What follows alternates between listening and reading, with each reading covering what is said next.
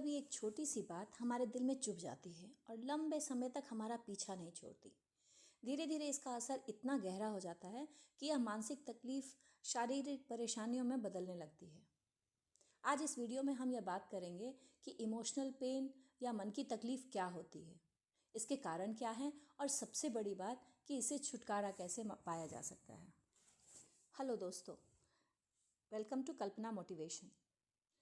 कई बार ऐसा होता है कि किसी ने हमें कुछ बात कह दी या हमने किसी से ऐसी बात कह दी जो हमें नहीं कहना चाहिए था। बस ये एक ही बात हमारे दिमाग में घूमती रहती है। कितनी भी कोशिश करें पर वो बात हमारे मन से निकलती ही नहीं है। हम में से कुछ लोग तो धीरे धीरे समय के साथ उसे भुला देते हैं, लेकिन हम में से ही कुछ लोग उसे इतनी आसानी से भुला नहीं पाते और धीरे धीरे ये फीलिंग एक पेन का रूप ले लेता है, जिसे हम इमोशनल पेन, साइकोलॉजिकल पेन या फिर मेंटल पेन का नाम देते हैं। हर इंसान अपने लाइफ टाइम में कभी ना कभी इस दर्द का अनुभव करता ही करता है। साइकोलॉजिस्ट का कहना है कि हमें इस इमोशनल पेन का अनुभव तब होता है जब हमारी कोई साइकोलॉजिकल नीड पूरी नहीं होती। ये साइकोलॉजिकल नीड्स क्या हैं? नीड फॉर लव, यानी हम किसी को प्यार करते हैं लेकिन उसके बदले में हमें प्यार नहीं मिलता। दूसरा है नीड फॉर फ्रीडम, यानी जब हम पर बहुत सारे रिस्ट्रिक्शंस लगा दिए जाते हैं, हमारी इच्छा से हम कुछ भी करने की हमें आज़ादी नहीं होती। तीसरा नीड फॉर अचीवमेंट, कोशिश करने के बावजूद हमें सफलता नहीं मिलती। इसके अलावा ये इमोशनल पेन हमें तब महसूस होता है जब कोई हमारा अपमान करता है या किसी वजह से हमें लोगों के सामने एम्बैरस होना पड़ता है, शर्मिंदा होना पड़ता है। तब भी होता है जब कोई हमारा अपना हमें धोखा देता है, हमें चीट करता है, या फिर कभी कभी तो बहुत पुरानी यादें हमें बहुत दुख देती हैं और देती ही रहती हैं, वो ख़त्म होने का नाम नहीं लेती। अब ये जो इमोशनल या साइकोलॉजिकल पेन है, इसके अंदर कोई फिजिकल डिफिशियंसी नहीं होती। फिजिकली किसी विटामिन या किसी भी मिनरल की कमी नहीं होती। ये पूरी तरह से मेंटल सफरिंग है। अब सवाल ये उठता है कि ऐसा क्यों होता है। नाउ सी, भगवान की बनाई इस दुनिया में हर एक इंसान अलग है, हर एक की सोच भी अलग है। कोई भी दो इंसान बिल्कुल एक जैसा नहीं हो सकता है, चाहे वो ट्विंस ही क्यों ना हो। और जब सबके थॉट्स अलग होंगे तो सबके रिएक्शंस भी अलग अलग होंगे। आप सबने अपने अपने घरों में भी देखा होगा कि एक ही माँ बाप के दो संतान होते हैं, लेकिन दोनों के सोचने का तरीका बिल्कुल अलग रहेगा। एक ही परिस्थिति में एक इंसान सब कुछ भूल के मूव ऑन कर जाता है, वहीं दूसरा इंसान इस घटने को मन में रख के लंबे समय तक दुखी रहता है और अंदर ही अंदर कुढ़ता रहता है। जनरली ऐसे लोग बहुत ही सेंसिटिव और इम्पल्सिव होते हैं, और जब ये सैड वाली फीलिंग लंबे समय तक कंटिन्यू करती है तो धीरे धीरे ये जो इमोशनल पेन है वो फिज़िकल प्रॉब्लम्स में बदलने लगती है। यानी फिज़िकल लेवल में भी इसके सिम्टम्स दिखने लगते हैं, जैसे भूख नहीं लगना या ज़्यादा ही खाने लगना।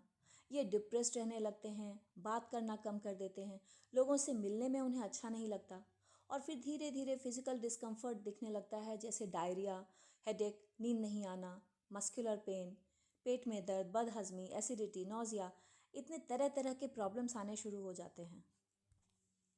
अब देखते हैं कि ऐसा क्यों होता है और हम क्या उपाय कर सकते हैं, इसका सॉल्यूशन क्या है। First solution, we blame others. हमें लगता है कि जो कुछ भी बुरा हो रहा है वो दूसरों की वजह से ही हो रहा है, और जब हम हर सिचुएशन का या हर गलती का इल्ज़ाम दूसरों के ऊपर लगाते हैं तो खुद को सुधारने की गुंजाइश बहुत कम हो जाती है। हम हर सिचुएशन को सिर्फ एक तरफा नज़रिए से देखने लगते हैं, उसे एनालाइज करने की कोशिश नहीं करते, जिसकी वजह से हमारी सोच वहीं की वहीं रह जाती है और हम अंदर ही अंदर घुटते रहते हैं। तो ज़रूरत है हमें खुद के अंदर झांकने की और खुद को सुधारने की। दूसरा, लैक ऑफ एक्सेप्टेंस।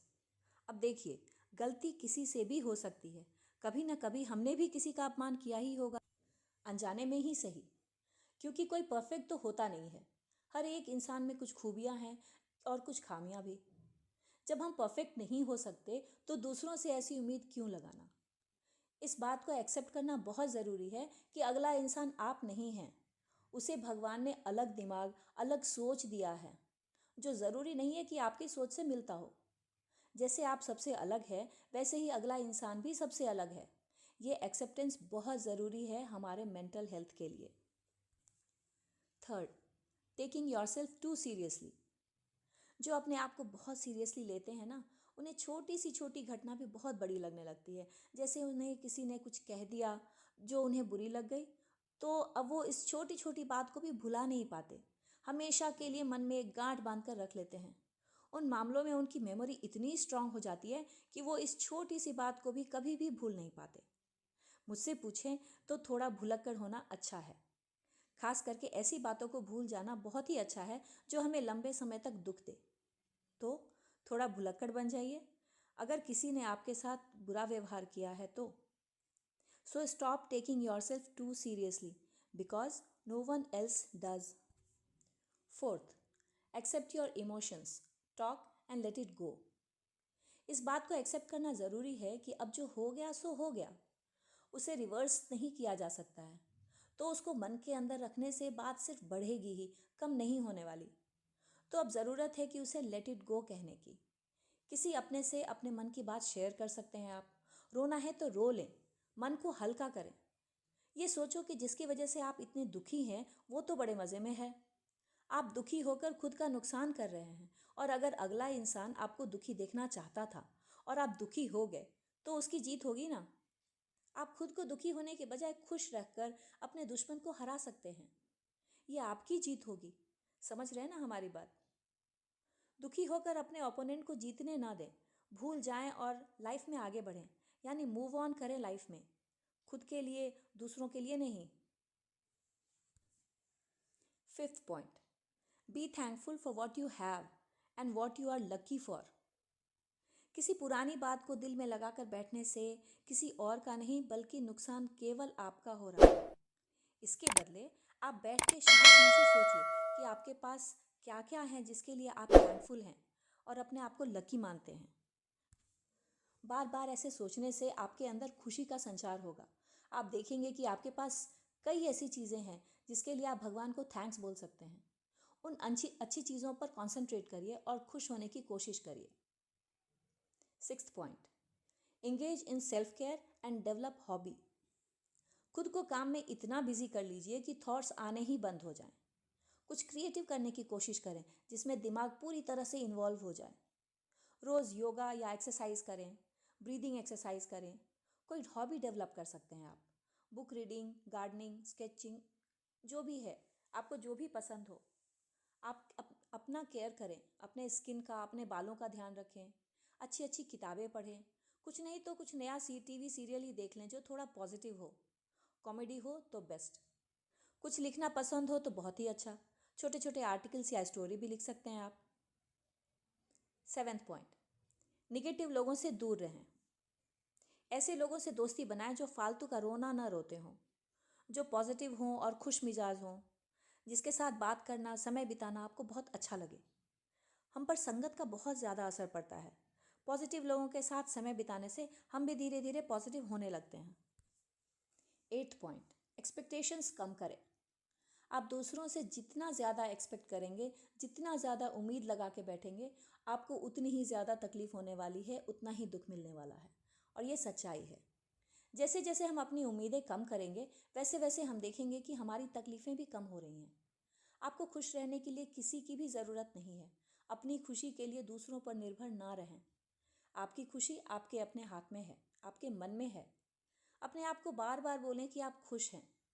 धीरे धीरे आपका मन आपका ऑर्डर मानने लगेगा। 10 दिन कोशिश करके देखिए, पॉजिटिव रिजल्ट ज़रूर मिलेंगे।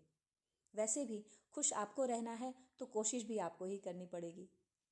अगर आप दिल से कोशिश करेंगे तो मुझे पूरा विश्वास है कि आपका इमोशनल पेन धीरे धीरे खत्म हो जाएगा और आप एक खुशहाल ज़िंदगी जिएंगे।